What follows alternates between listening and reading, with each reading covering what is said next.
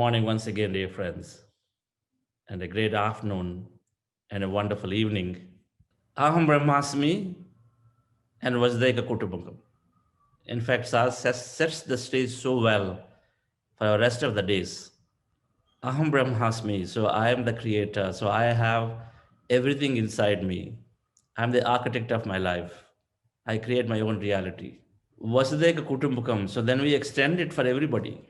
Difference. That's when we start aligning to what we need to do truly. If I if I'm the same as you in that spiritual quotient that we've understood on Monday, that first thing is that you are in me, I am in you. It's not only our family members only. We choose a relationship and come only to have a different levels of learning. So with Aham Brahmasmi, knowing we recognize that, okay, I have everything in me, I have infinite power, I have unlimited potential as a live our life as a creator. That with Vasudeva Kudumukam, the creator cannot destroy at the expense of somebody else. It cannot be doing this thing, anything. Creator recognize the other ones also creators. They can also, if they want to,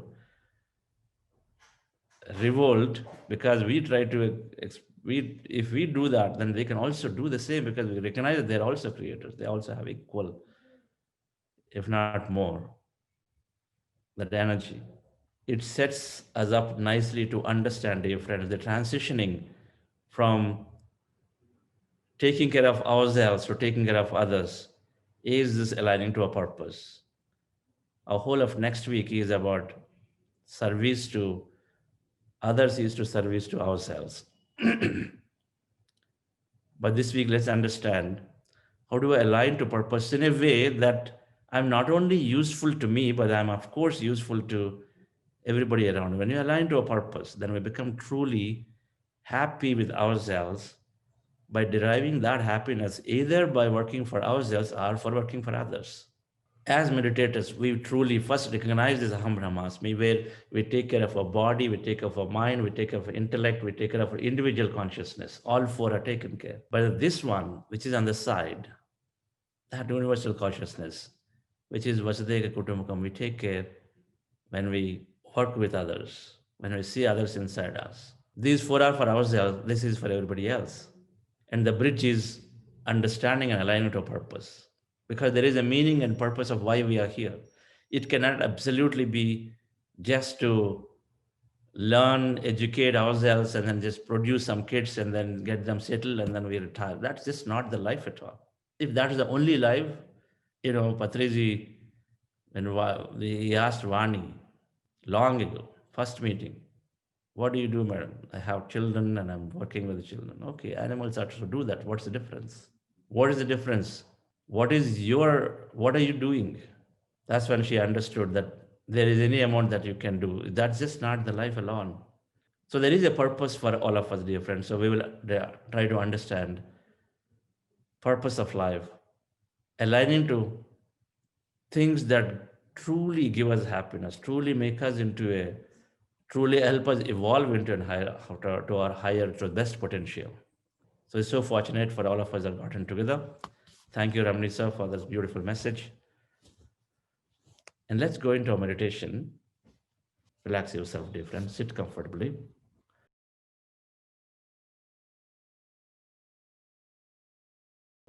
Hope you enjoyed that meditation. And I hope by now some of you may be doing a second time and a third time of some of these meditations, especially in the initial days and then even after, depending on what we are working for. But usually in the initial days, it helps to figure this out. Right? While we're exploring, we want to figure this out. What is really in it? As it helps to practice more, it helps to read more. I very clearly remember, I had done an intense practice of these meditations and reading in the first 6 months that I seriously took to this, which is in 2002 August, to that 6 months. If definitely 2 times meditation every day, and several books in that same period. I'm sure many of you who are doing a second time or third time, there is always a difference, right? The 40 days makes it a habit so that we can easily, at least we don't find it effort to observe the breath. We move beyond that. Initially, we find it effort. We have to put effort to observe the breath. We have to put effort to not comment ourselves that, okay, I'm thinking about it. You will learn to accept that thoughts will be natural. We don't put effort anymore to go to observe the breath because it happens, because we train the brain. But the actual experience of it will slowly happen. Because if it took us 30 years and 40 years to form that personality from which all the thoughts arise, so we got to slowly change, take time to change the personality. It takes time sometimes. Sometimes it is just a realization, instantaneous realization that yes, it makes sense. I'm holding on to all of my these things, but it makes sense that I just this is not the life alone. There is something different. Sometimes it is instantaneous, but sometimes it takes time. So a little more practice will sure help. And then I think this whole working from home is a big boon for everybody because it automatically gives that 1.5 hour time or 1 hour time for people. Dear friends, purpose of life is always a $1 million question. What is my purpose of life? Is there a purpose of life? And we hear that meditation, spiritual practices help us to understand our purpose. And absolutely so. We can easily tell if we just question ourselves. We're not here to just get bounced around from place to place at the whims and fancy of others. It was the initial stage where it's all victimhood, that we always constantly think that life is happening to me. It's just happening. I mean, people are just pushing me here, there, and then things are happening. My fate is written. I have no control. Initial stage of victimhood. As we evolve from the victimhood, we recognize that I think I can make a difference. No, I know that not make a, I know I can fix this problem. Life is happening to me, but then I can fix it. I am very poor, but I think I can fix it. I got to work a little hard. I got to get education so I can fix it. So there is a second stage where we are transitioning, but we still are focused on the problem. That there is only a problem, there is only suffering, but I can fix it. We have that understanding. It comes from a fundamental thinking that there is only a problem, there is only a challenge, there is only suffering. But however, I can fix my suffering, I can fix my challenge. We still didn't have an understanding there. It is still in the victimhood consciousness. The life is still happening to me. But we cut over. When we meditate, when we understand,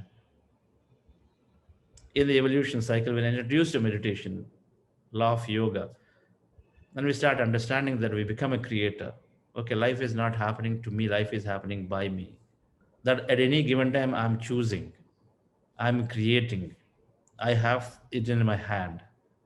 Until the time we come to this understanding, it does not really matter. There is no question of even a purpose. Because where is the question? If we are in an understanding that life is happening to me, not by me, there's no concept of purpose. We probably wouldn't even have this conversation because it does not even appeal, right? If then when you have the consciousness, we deeply believe in it's happening to me, then how can you even appeal that okay, there is a purpose that I can actually go and then take on? It doesn't matter when we are in that consciousness what we do because it's we assume that it is happening by default. So whether it's purpose or not, we don't care. But once we move from a victimhood to a creatorship, as we go into through these satsangs, as we experience that quantum consciousness in our meditation, that we recognize there is something bigger than the body, that we have the ability to create, and then we start questioning. and talking about purpose of life. So clearly from a victimhood and wanting to fix the victimhood. When our attention is on a problem, we continue to create problems. And so we want to continue to fix. We are poor, we say, I can get educated, I can earn money. So you earn money, then we still have continue to have the attention on the problem that I may lose money. Then you lose money, then you fix it again with something else. Somebody will exploit money, and then that happens, you're going to fix with something else. But from there, we move into this creatorship where we recognize that it is in me. I create my reality. So where do I set my attention is where my outer is. So we start changing. So when we have that understanding, then we can fully comprehend and say that everything exists around me has a little purpose or some purpose. The tree exists to give us fruits, to give us shade, to give us oxygen. There is a purpose for the tree. My phone, of course, has a purpose. We know it. We know why we carry it because there is a purpose for this phone. And if so, if there is a purpose for the phone, just this phone that is created out of a factory, then how much purpose should this body have?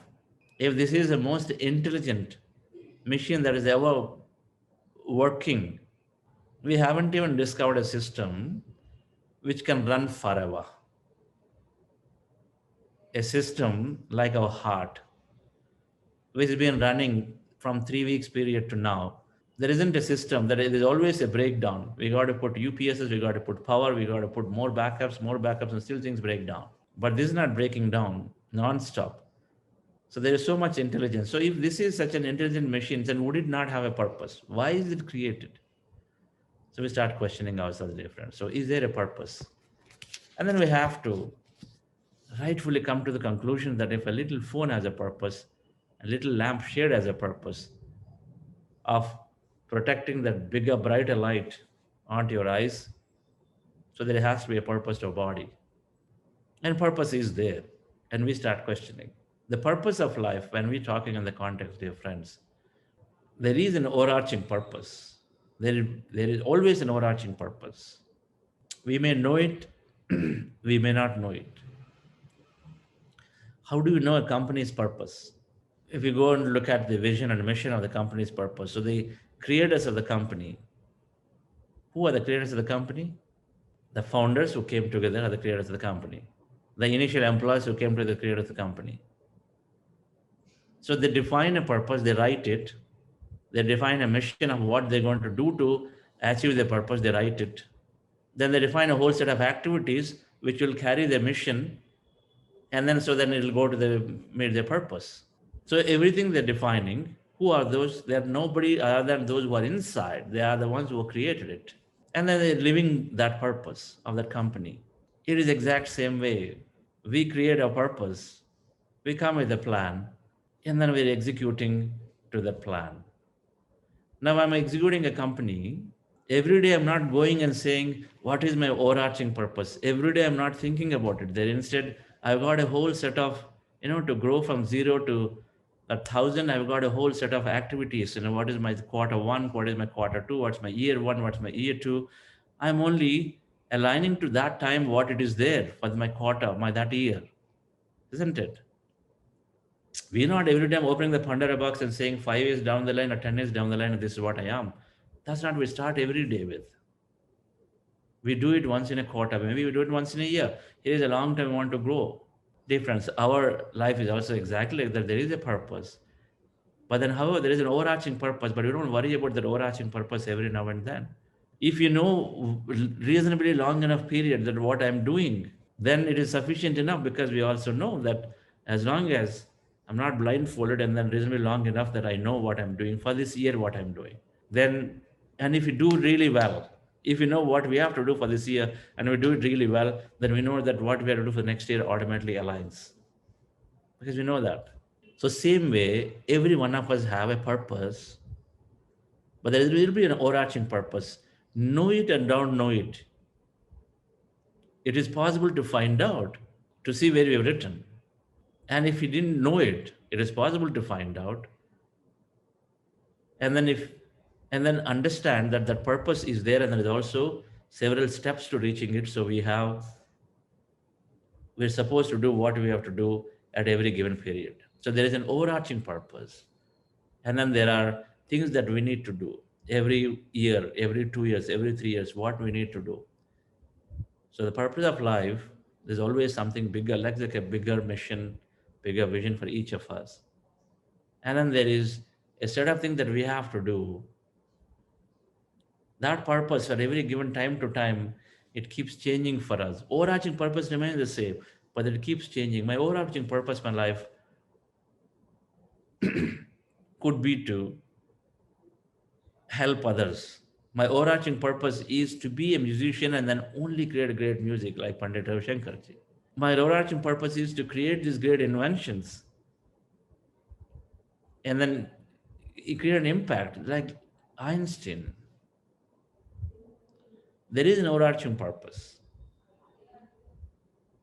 But within that, from time to time, what we do changes. And it is so important that we align to what to do, because from time to time we know this is what I want to do.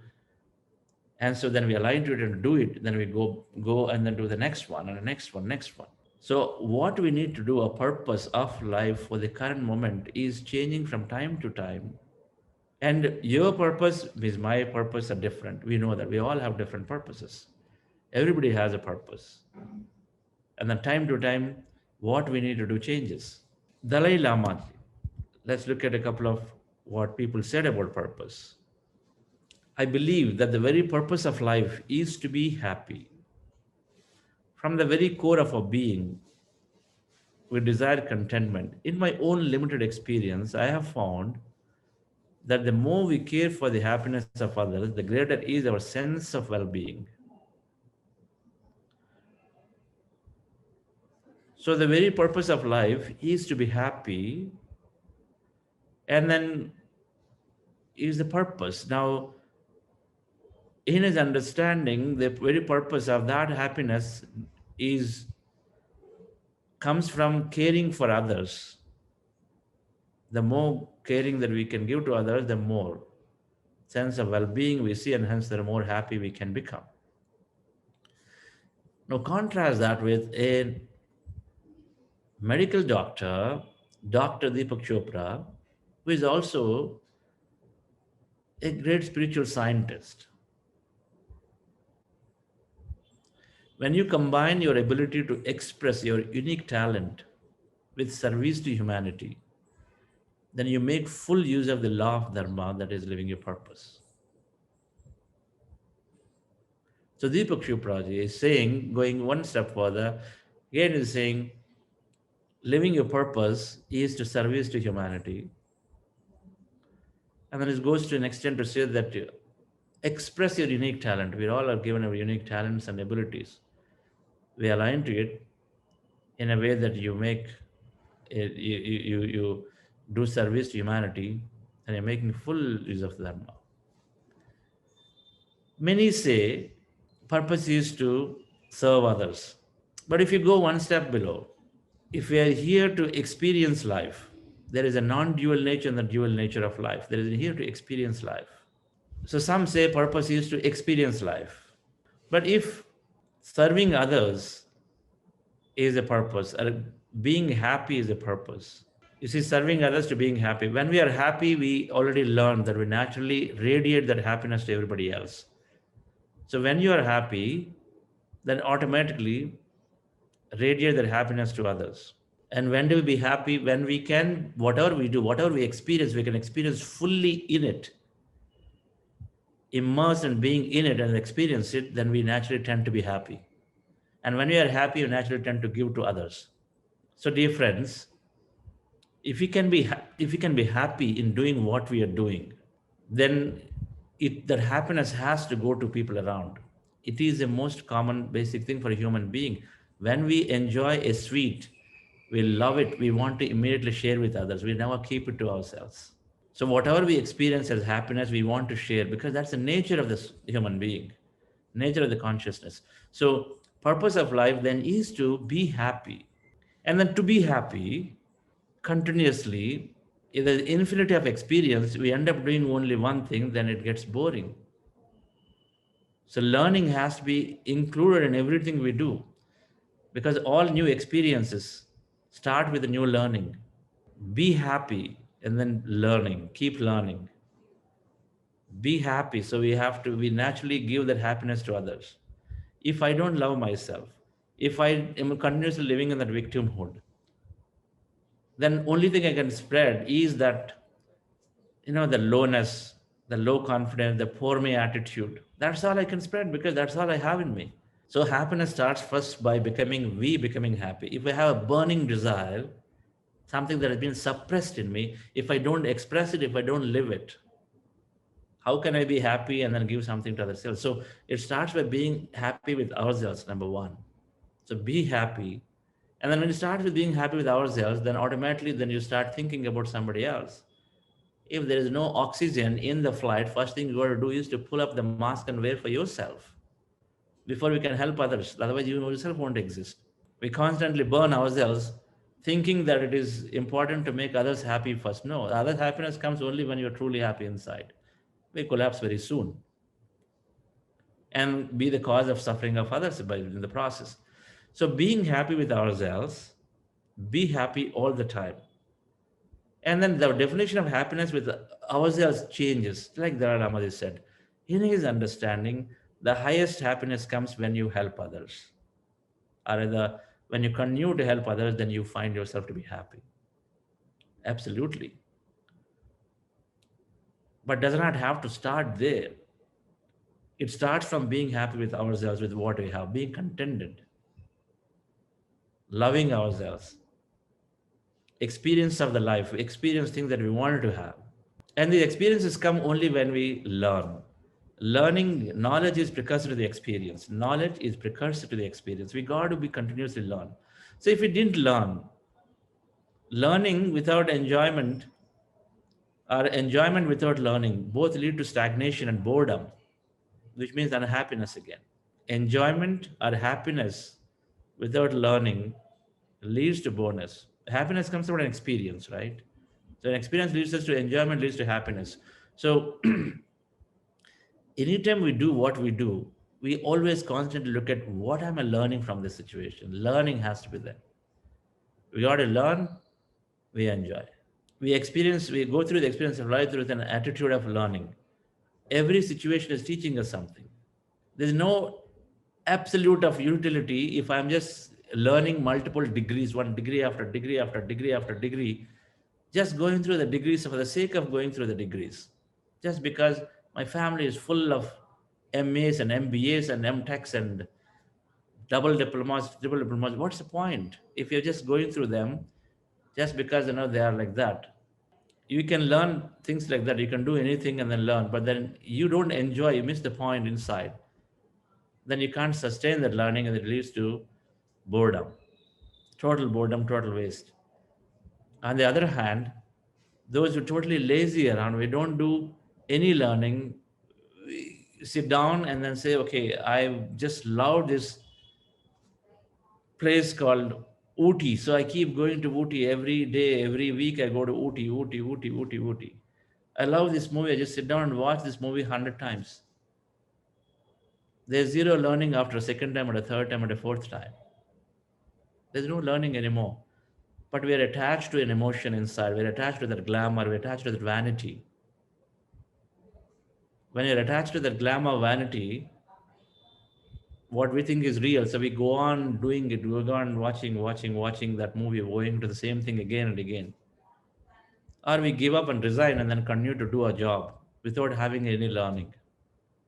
We're in a job, 20 years, we do the same thing every day, morning to evening. We don't apply any skill. And then we just do it and come back. We resign completely from ourselves.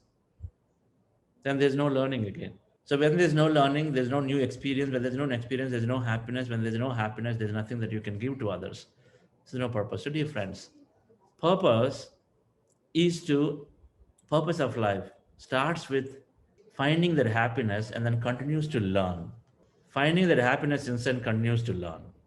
And then how do we find this? When we are meditating, we are constantly gaining clarity of what gives me that happiness. Constantly gaining clarity. This is what we call listening to the heart. Our mind is constantly staying very short term focused. It is finding the pleasure in the short term enjoyments. It is more environmental driven. It's more influenced by people around it, environment around it. It is illusionary. So my father tells me, hey, you have to settle down. You must get this apartment. You buy this apartment. We just go and then think that, okay, that's what I have to do. And for the next 5 years, the only thing I do is to pay the EMIs. Try to furnish it, do this, do that. And then 5 years are gone just to trying to build an apartment. But deep inside, you have no attachment to it. But all the time, you've been cutting yourself down until the last penny swipe off every month and then put it towards this. 5 years are gone, wasted. You may actually wanting to go around travel. You wanted to probably educate yourself in that particular technology you loved or that particular science you liked it, or you wanted to deep inside help somebody that that money would have actually given you some freedom to travel or freedom to contribute. But then we just squeeze ourselves, and then only thing we do because somebody told us, so we're doing it. Then mind decision. We don't think, is it really going to give me happiness or not? But the heart is decision. When you are listening to your feelings, we are able to understand, is it gives me happiness or not give me happiness. So listening to mind, heart over mind, which is possible only through meditation, different. Only when we drop the mind, then our feelings are more higher. I had two options when I was when my company was getting acquired at IBM. Two options. A typical mindset of me was telling that yes, you're getting acquired now, Chandra, so you've got this great opportunity, you're going to make some money, go and start the next one because people will be definitely behind you. Because you're successful with an IT venture, then naturally, right, there'll be funding will be available if you want to invest. There's no dearth of ideas. We know that infinity of creativity. There are any ways you can succeed. So there is one part of me that is telling me. But something, when we are tuned in, when we are aligning to, when we are listening into ourselves, when we quiet our mind, one fine day when I was driving around in New York in this process, sometime in 2016, it was my true intent towards the end of this acquisition that within 3 to 6 months, in fact, I was even framing how to negotiate and say that they're going to let me go in 6 months so that I can go and then do something else. Deep inside, I always wanted to service though. But then there's part of me, my technology's brain is saying there's still a lot of opportunity. Why can't you do that? But then, to my great surprise, as until then, my mission was to get my company acquired. I was truly, truly working so many hours for the preceding 3 years. Only mission was to get my company acquired because I had a larger understanding that with a credible, successful experience of a business, that I would go and then teach meditation, which is my overarching goal that I had. So I was a mission, properly focused. And then somewhere I was getting carried away to say we should start the next one because this is real. And during this period where I was driving around, going from meeting to meeting, things started coming into my mind that what are you going to do now? What you going to do? And then these things started reinforcing and saying, hey, look what, you're going into this company called IBM.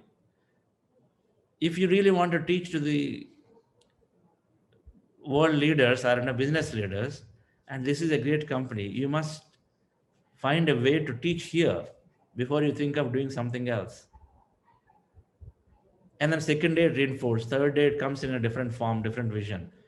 And then in about 2 weeks, it was very clear to me that I wouldn't want to leave this company. In fact, I was actually entering negotiations in that mode, but I didn't want to leave the company because it became, as it was, that information is coming to me every day in some way or the other, in some form or the other. It said, you should be teaching meditation to the business leaders. I was not even thinking that thought of me staying back in this company and then introduce meditation, teach meditation, is not occurring to me at all. All along, I was thinking that I should come out, I'll have enough money, so probably do a non-profit like this Buddhasya Foundation that came out now, nearly after 4 years of that thought. But I had to do something else before I came in to come out and then directly do a non-profit. That something else was a that was these are my purpose at that point, which I didn't even think about it. But when you're open, dear friends, we're always listening to a heart. When we are becoming empty, we listen to a heart, automatically things come to us. It slowly develops. It develops as a greater feeling, and more. We gain the confidence that yes, I want to do this for the next few years. So listening to our heart over mind is only possible when we silence the mind. And that is plenty of meditation. We are always getting insight, we're always getting intuition, we're always getting clues of what gives me happiness. Stand up in front of your mirror in the bathroom every day and ask yourself, what is it that I'm doing? And there is something that's coming to always. Now, when we're not clear, dear friends, then we can also understand the Japanese way of going into a flow to reveal, understand this purpose, which we'll learn on Friday. Purpose of life is there for us at any given moment. There is something that is destined to do, we are designed to do, a plan to do. And if we can align to it, we become so passionate about it that we wake up in the morning, we say, yes, this is excites me, this drives me.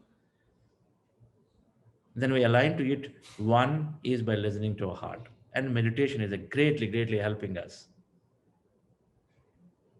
For a few days to few weeks, if you keep listening, you keep questioning yourself, ask that question, we have to get that answer. And then those where we're not clear, we still can achieve the purpose by doing always something new, jumping and doing something new, and then going into the flow of it. There are two ways. You look for a clue directly that deep inside, and then while that's not happened, you jump in and then start doing something so that and then try to align yourself into the flow to see if it's good. If not, the next one. There is both have to meet. So you'll understand that part on Friday. Thank you all for staying through and trying to understand this concept of what is purpose of life. So thank you all and have a great day. We'll meet you back tomorrow again.